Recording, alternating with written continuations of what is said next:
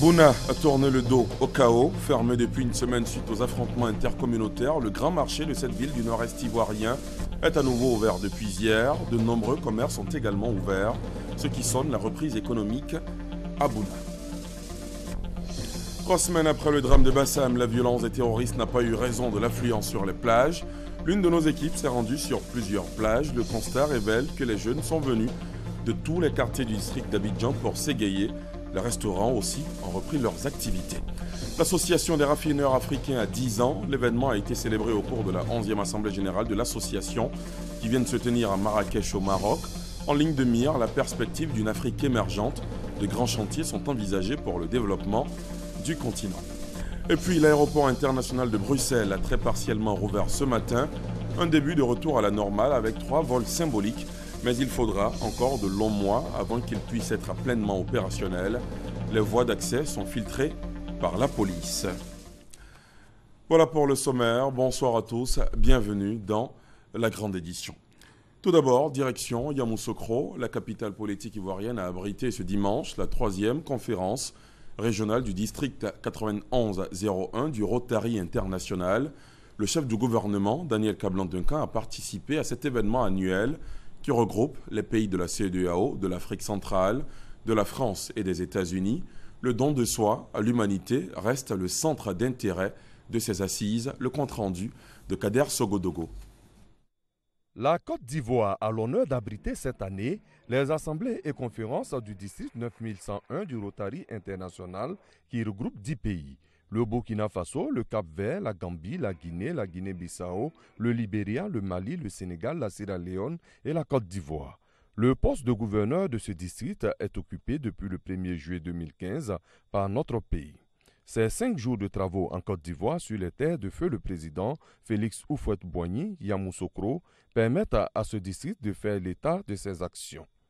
Le gouverneur du district 9101, Marie-Irène Richemont-Awa, fait bien de mentionner l'engagement du Rotary International dans l'éradication de la poliomyélite. Avec l'éradication de la polio, nous sommes à ça d'atteindre notre objectif. Quelle performance! Quelle performance!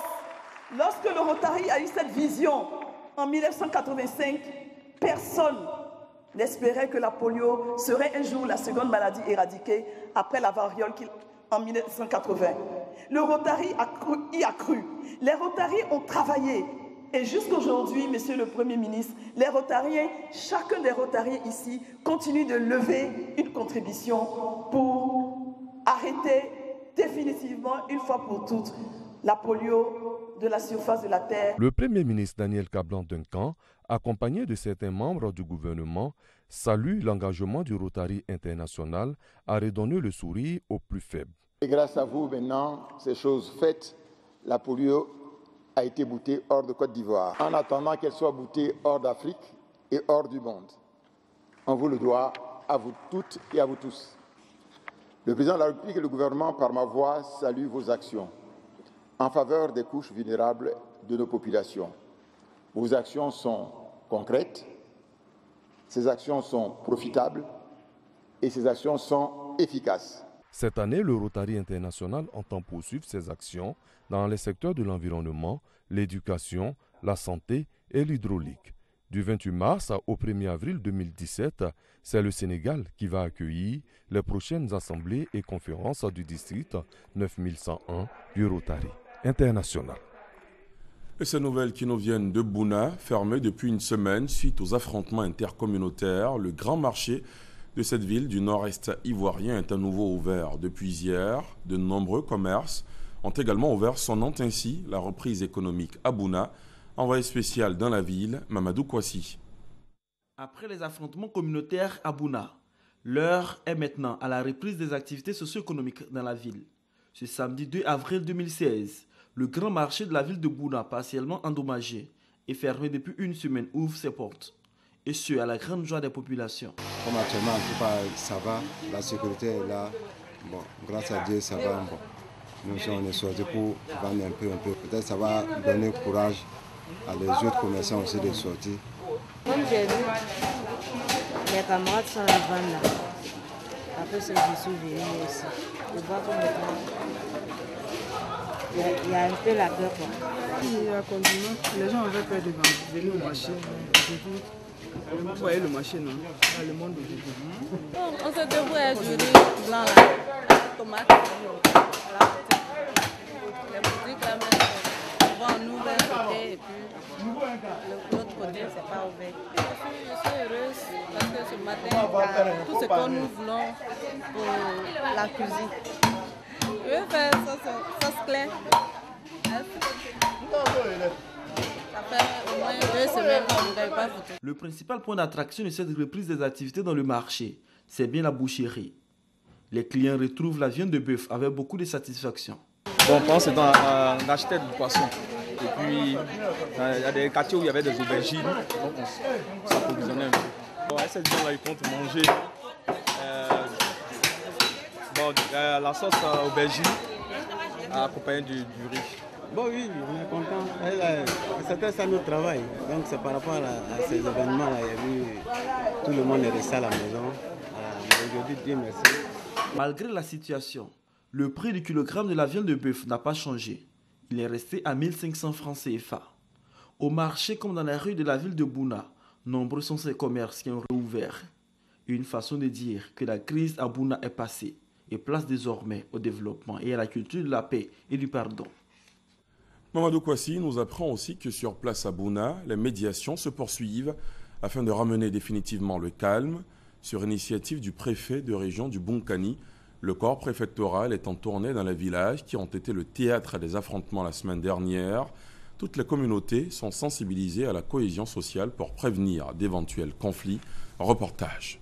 Léomidouo, village situé à 115 km de Bouna, a vécu des moments chauds les vendredis 25 et samedi 26 mars dernier. Des événements qui ont occasionné 3 morts et plusieurs blessés, dont 2 gendarmes grièvement atteints.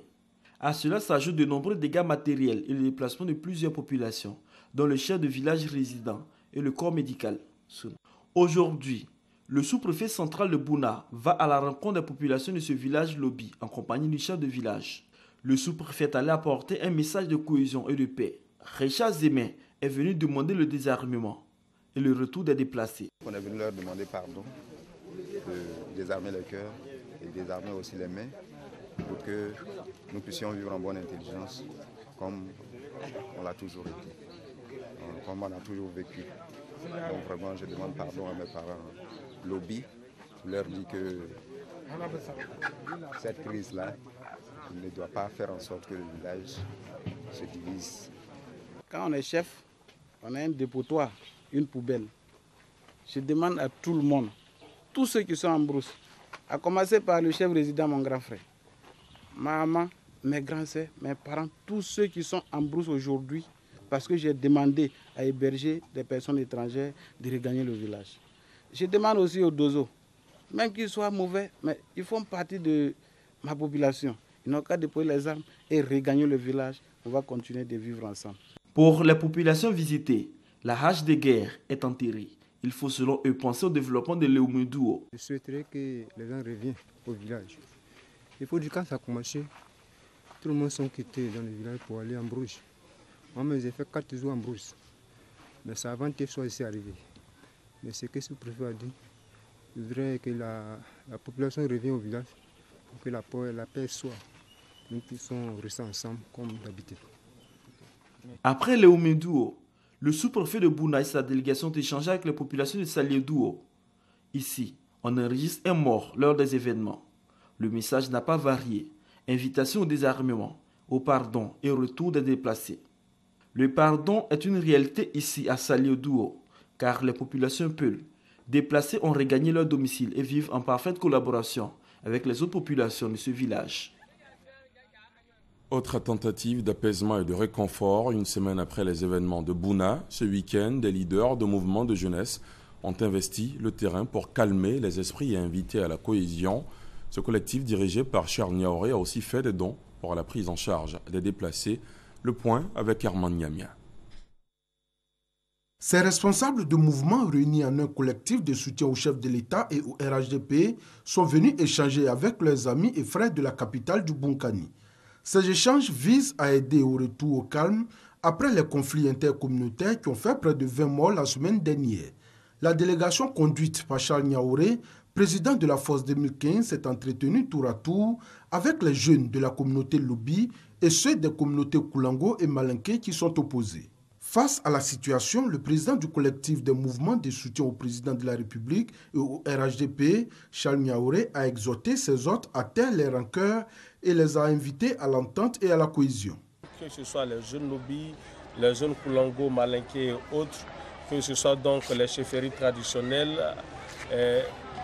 ils sont d'accord avec nous qu'il faut dépasser ce que nous avons connu pour ressouder donc le tissu social, pour ressouder cette union, pour aller à la cohésion, parce qu'ils savent que seule leur entente, leur cohésion va leur permettre d'aller véritablement vers le développement. Après ces deux rencontres, la délégation des leaders de jeunes est allée apporter un soutien en vivres au préfet des régions, préfet de Bouna, pour l'aider dans la prise en charge des nombreux déplacés. Un geste fort apprécié par le gouverneur Thio Fosier qui a encouragé ce genre d'action qui, selon lui, va contribuer à ramener la sérénité dans la région. Bouna a connu un drame, Bouna se relève. Idem pour la ville de Grand Bassam, théâtre d'un attentat terroriste il y a 3 semaines. La violence des terroristes n'a pas eu raison de l'affluence sur les plages. L'une de nos équipes s'est rendue sur plusieurs plages de la ville. Le constat révèle que les jeunes sont venus de tous les quartiers d'Abidjan pour s'égayer. Les restaurants aussi ont repris leurs activités, comme nous le montre Ami Sissoko. Ce dimanche 13h30, ambiance chaleureuse à la plage de Grand Bassam au quartier France, 3 semaines après les événements malheureux. Ici, en faisant attention à la marée haute, cet autre groupe de jeunes se baigne.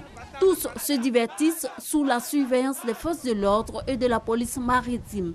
Ils n'ont pas voulu se laisser gagner par le spectre des terroristes.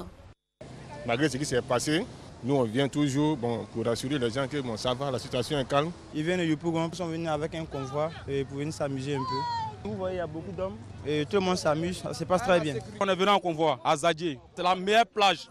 On n'a pas peur de quelque chose. Donc même dimanche prochain, on est là. La plage de Grand Bassam accueille de plus en plus de monde les fins de semaine. Un soulagement pour les restaurateurs. Bon, aujourd'hui, on peut dire que les jeunes frères sont venus très de Koumassi et quand même venus soutenir.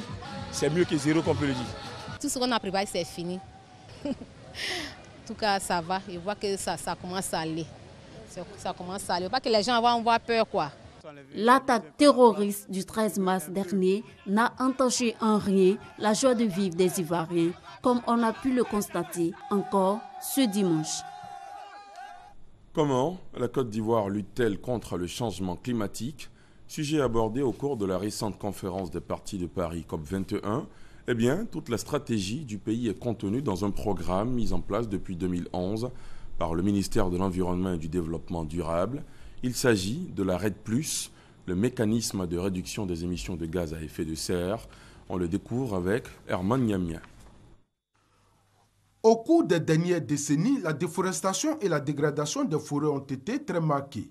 C'est le résultat de nombreux facteurs, dont l'exploitation légale et illégale, la conversion pour une agriculture à grande échelle, l'agriculture de subsistance par les populations rurales pauvres, l'activité minière et la collecte de bois de chauffage. La disparition des forêts soulève des inquiétudes pour de nombreuses raisons. Perte de la biodiversité, impact sur la vie rurale, dégradation des services des écosystèmes. C'est ce qui justifie l'engagement de la Côte d'Ivoire au processus RED+, processus né des négociations internationales sur le changement climatique. La Côte d'Ivoire s'est donc engagée dans ce programme dans l'optique de restaurer son couvert forestier fortement dégradé et par la même occasion à contribuer à la lutte contre le changement climatique par la réduction des émissions de gaz à effet de serre. La Côte d'Ivoire a décidé de faire des efforts pour réduire de 28% d'ici à 2030 ses émissions de gaz à effet de serre, notamment dans les secteurs de l'énergie-transport, l'agriculture foresterie et des déchets.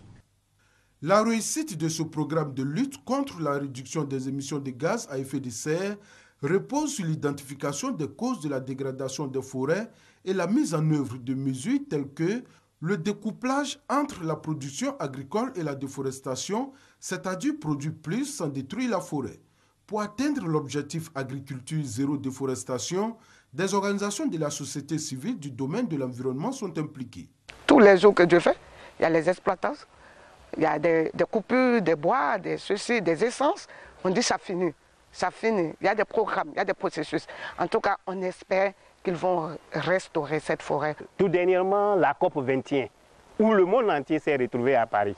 Il a fallu encore le ministre de l'Environnement qui a pesé de tout son poids pour que les organisations de la société civile soient représentées, à l'instar des sœurs des pays voisins, soient aussi représentées à cette rencontre aussi importante. Dans le cadre de l'exécution des activités de la RED+, la Côte d'Ivoire bénéficie de l'appui technique et financier de la Banque mondiale, de l'Union européenne, de la FAO et de la France à travers le CDD, le contrat de désendettement et de développement.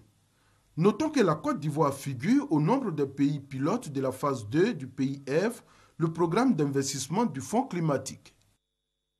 Intéressons-nous maintenant à l'Ivorian Network Barbecue, une plateforme de partage d'expériences lancée par des jeunes Ivoiriens. L'enjeu est de faciliter la mise en relation des professionnels de différents secteurs d'activité et permettre aux différentes couches de la population de partager des expériences en développant un réseau socio-professionnel. L'événement est à sa 3e édition cette année. La soirée s'est tenue hier dans les jardins du Golf Hotel. Le point avec Issa Yeo et Armand Niamia. Échanger autour d'un barbecue sur des opportunités d'affaires et rencontrer des responsables d'entreprises. Les soirées Network Barbecue, qui étaient à leur 3e édition, ont été une fois l'occasion pour le public de parler business et de faire des rencontres avec des décideurs d'entreprises dans un cadre festif. Je remercie vraiment tous les partenaires techniques qui ont bien voulu que nous participions à ce barbecue fait à l'Ivoirienne. On est très content de venir à cet événement qui rassemble la jeunesse ivoirienne. Cette année, de nombreuses innovations ont été apportées pour intéresser davantage l'ensemble de la population. On a l'habitude de dire en Côte d'Ivoire que pour avoir un travail ou bien pour réussir, il faut avoir les bras longs. Ou bien relation est mieux que diplôme. Donc nous, à Force Communication, on s'est dit pourquoi ne pas rallonger les bras de tout le monde et puis leur donner l'opportunité de se créer un réseau et puis de rencontrer les personnes, les décideurs et puis de prendre leur destin en main. Pour les décideurs, cette plateforme est une énorme opportunité d'échanger avec les jeunes diplômés sans aucun protocole. Les soirées Network Barbecue sont donc une occasion de vendre les potentialités intellectuelles, culturelles et économiques. C'est une opportunité donc pour le BNET de se faire connaître un peu plus à travers toute la population ivoirienne. Et c'est aussi une opportunité donc de faire connaître les activités du BNET et de rencontrer aussi des partenaires. On est très intéressé par le fait qu'on arrive à faire des rencontres avec les jeunes que nous arrivons à conseiller. Je pense que c'est très très important parce que ça permet en même temps aux jeunes de se frotter au directeur, au ministre qui a une certaine expérience. La soirée qui s'est poursuivie très tard dans la nuit a vu la prestation de nombreux artistes. Ce 13h sur nos antennes, il était question de réforme à 2016 de l'environnement des affaires en Côte d'Ivoire en vue de l'émergence économique, sujet décrypté par le directeur général du CEPICI, le Centre de promotion des investissements en Côte d'Ivoire. Emmanuel Essis répondait aux questions d'Alvorassa. En voici un extrait. Nous avons terminé l'année en ce qui concerne le CEPICI par agréer près de 670 milliards d'investissements privés et l'investissement se porte bien à l'image de la Côte d'Ivoire. Il y a un plan d'action qui a été établi, qui est en cours. L'objectif étant de permettre à tout homme d'affaires qui exerce une entreprise en Côte d'Ivoire de son entreprise de réaliser toutes ces formalités dont il a besoin. Payer les impôts, créer son entreprise, faire une déclaration foncière, tout ce qu'il doit faire l'administration, il doit être capable de le faire. C'est pour cela que le gouvernement a pris une charte d'aller à la dématérialisation de tous les processus et actes de services administratifs. Ça, c'est une décision forte du gouvernement qui va changer la donne et qui va permettre à la Côte d'Ivoire de figurer parmi les meilleurs au monde dans ce domaine-là. Et je crois qu'on y travaille sous la houlette donc, de son excellence, Monsieur le Premier ministre. Le travail, il y a encore beaucoup à faire, mais je crois que toutes les parties prenantes mettent de ce qu'ils peuvent pour qu'on puisse y arriver, on y croit. En bref, sachez qu'Abidjan va abriter à partir de demain la 29e conférence régionale de l'Organisation des Nations Unies pour l'alimentation et l'agriculture, FAO, pour l'Afrique, qui servira de plateforme d'échange sur les défis et les questions prioritaires dans le domaine de l'alimentation et de l'agriculture. Il sera question de trouver des solutions pour lutter contre la faim sur le continent. L'ARA, Association des raffineurs africains, a 10 ans. L'événement a été célébré au cours de la 11e Assemblée générale de l'association qui vient de se tenir à Marrakech, au Maroc. En ligne de mire, la perspective d'une Afrique émergente. Au cours de l'Assemblée, l'ARA a fait l'inventaire des grands chantiers à réaliser pour permettre d'accompagner le continent dans son élan de développement. On fait le point avec Jean-Jacques Kwame-Ala. Les raffineurs africains en sont convaincus. Ils ont une part prépondérante à prendre dans l'émergence économique du continent. Pour cette 11e Assemblée générale de l'ARA, Association des raffineurs africains, coïncidant avec le 10e anniversaire de l'association, il en a été largement question.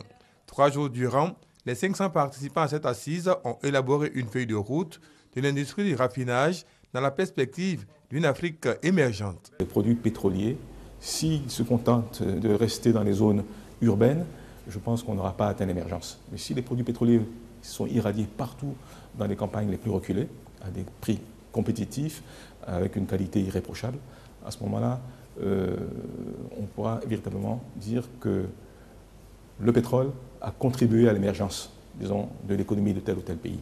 Autre priorité inscrite sur la feuille de route de l'ARA pour une Afrique émergente, celle des produits du carburant moins nocifs pour la santé et l'environnement.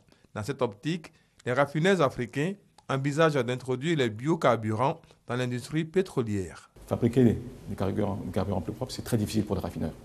Mais on doit le faire, on doit anticiper, on doit être proactif parce qu'on ne va pas y échapper. Il n'y a pas de raison que les populations d'Afrique n'aient pas accès à la même qualité de l'air que les populations d'Europe, d'Asie maintenant. Autre sujet abordé lors de ces assises de Marrakech, le renouvellement des instances. La présidence est désormais occupée par le Marocain Ba Amer, qui succède au Gabonais Pierre Rirdono Ndiaye. Au poste de secrétaire exécutif, l'Ivoirien Joël Dervin a été reconduit pour un 3e mandat de 3 ans. Un hommage a été également rendu à 2 autres Ivoiriens. Il s'agit du ministre du Pétrole et de l'Énergie, Adama Toungara, et du président du conseil d'administration de la société ivoirienne de raffinage, Noël Akossi Benjo, ce en leur qualité du père fondateur de l'ARA.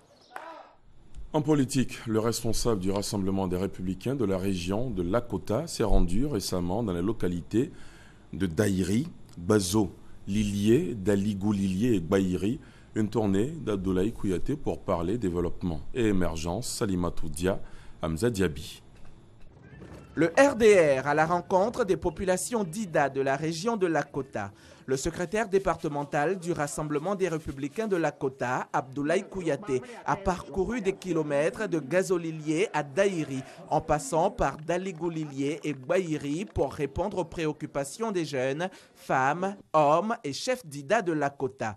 Le chômage des jeunes, le manque d'eau potable dans certaines localités ou encore la nécessité de réhabiliter des écoles primaires et la construction de logements des enseignants sont entre autres les doléances exprimées par les populations lors de cette tournée. Pour le responsable local du RDR, l'émergence voulue par le président Alassane Ouattara ne se fera pas sans la région de Lakota. Les doléances seront donc prises en compte pour le développement de ces localités. Abdoulaye Kouyaté a aussi appelé les populations à adhérer au concept de l'Ivoirien nouveau. Les populations d'Ida de Lakota se disent satisfaites de cette tournée d'Abdoulaye Kouyaté et entendent adhérer pleinement à la réconciliation des filles et fils de la région pour une Côte d'Ivoire unie. À l'étranger, la nouvelle victime d'Ebola au Libéria, une femme décédée, était venue de Guinée voisine avec ses 3 enfants, dont un a été testé positif au virus et été hospitalisé. La femme, une trentenaire, est décédée le 31 mars dernier après avoir été admise dans un hôpital de Monrovia, avait annoncé cette semaine le ministère de la Santé du Libéria, sans plus de précision sur son identité et son parcours. Il avait alors été affirmé que l'enquête pour déterminer l'origine de cette nouvelle contamination était en cours. Le chef du groupe terroriste Boko Haram, nigérian, Ansarou, dissident de Boko Haram, est lié à Al-Qaïda au Maghreb islamique, a été arrêté le 1er avril dans le centre du Nigeria, annoncé par l'armée ce dimanche. Khalid al-Barnawi était depuis 2012 sur la liste des terroristes internationaux les plus recherchés par le département d'État américain avec Aboubakar Shekau, chef de Boko Haram, et Aboubakar Adam Kambar, fondateur d'Ansarou, Al-Barnawi a pris la tête d'Ansaro après la mort de Kambar lors d'un raid militaire dans sa cachette de Kano, dans le nord du Nigeria, en mars 2012. Suite à la révolution tunisienne de 2011 qui a mis fin au règne du président Ben Ali, la Tunisie a connu une période d'instabilité politique et sociale. Le sentiment latent d'insécurité ainsi que la menace terroriste ont incité les Tunisiens à rechercher beaucoup d'autres moyens sécuritaires innovés et plus efficaces. Cette attente est au cœur du Security Expo North Africa 2016, le deuxième salon des équipements et services de sécurité et de surveillance qui a réuni une centaine d'exposants cette semaine au Palais des Congrès Mohamed V. Christelle Niawa, Sylvie Touré. Le marché de la sécurité et de la surveillance est en plein boom en Tunisie. Seulement 2 éditions et le nombre de visiteurs du salon a presque triplé. Il est passé de 2500 à 7800 en 4 ans, preuve que les Tunisiens sont préoccupés par leur sécurité. Cette année, il y a une forte présence de tout ce qui est portique sécurité, de tout ce qui est scanner. Un produit qu'auparavant n'était pas, je dirais, très connu de la part du public, puisque là, il n'y avait pas, entre parenthèses, ce besoin. L'appareil scanner aux entrées, surtout, c'est très important parce que tout se décide dès le début, pas à l'intérieur. Dès le début, de l'intérieur, je sais ce qui se passe à au moins 90%. Cet intérêt pour la sécurité s'explique par l'instabilité post-révolution, aggravée par la menace terroriste, mais encore par des dispositions gouvernementales qui obligent les populations à mettre un point d'honneur à la question de la sécurité. Il y a une contrainte légale, c'est qu'en Tunisie, on impose de plus en plus les équipements de sécurité, les portiques de contrôle de métaux. C'est un règlement, une loi. Donc il y a un marché qui se crée en fait. Il y avait déjà le marché des aéroports, des sites sensibles, mais maintenant de plus en plus sur les sites touristiques, on impose des équipements, donc ça ouvre de nouveaux marchés pour les industriels. Les Tunisiens ne lésinent donc pas sur les moyens.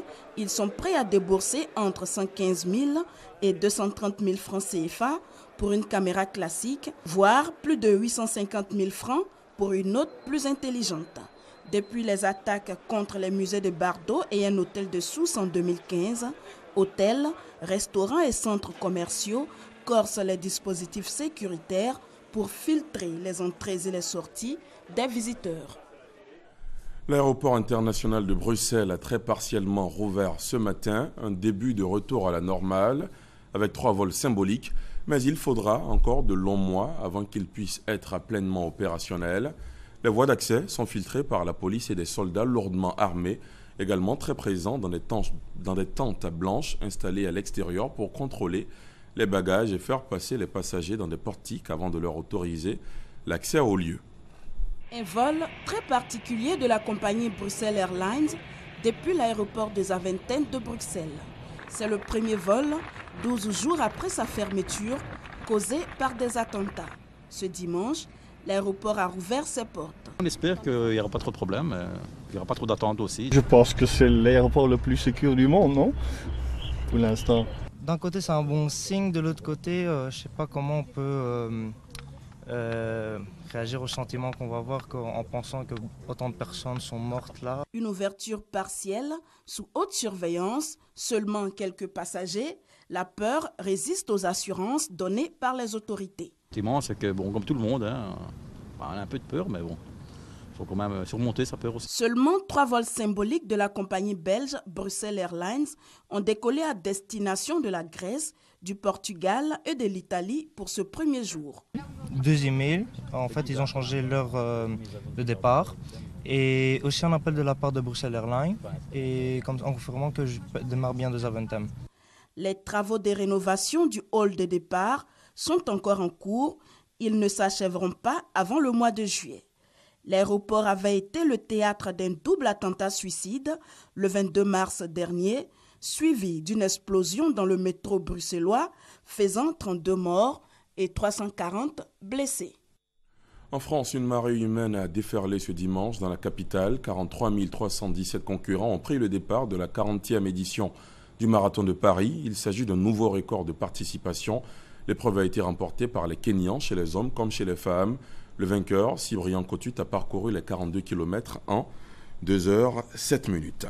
Pour terminer, sachez que DDF sera de retour ce soir au menu de Dimanche de foot, un doc ivoire consacré aux footballeurs étrangers du championnat national. L'entrevue DDF reçoit Jean-Michel Aulas qui était de passage à Abidjan. Il est le président de l'Olympique lyonnais, un club par lequel l'Ivoirien Kader Keïta est passé. À l'international, le doc inter de DDF se pose la question de savoir s'il faut maintenir l'Euro 2016 en France, malgré la menace terroriste. Des journalistes et des supporters français se prononçaient, puis au menu également les plus beaux buts du week-end, ceux d'ici et d'ailleurs, sans oublier les rubriques habituelles de Dimanche de foot. On s'en fout, @foot, no comment. Voilà, DDF numéro 18, c'est à suivre à 22h sur RTI 1. Voilà qui met fin à ce journal. Merci de l'avoir suivi.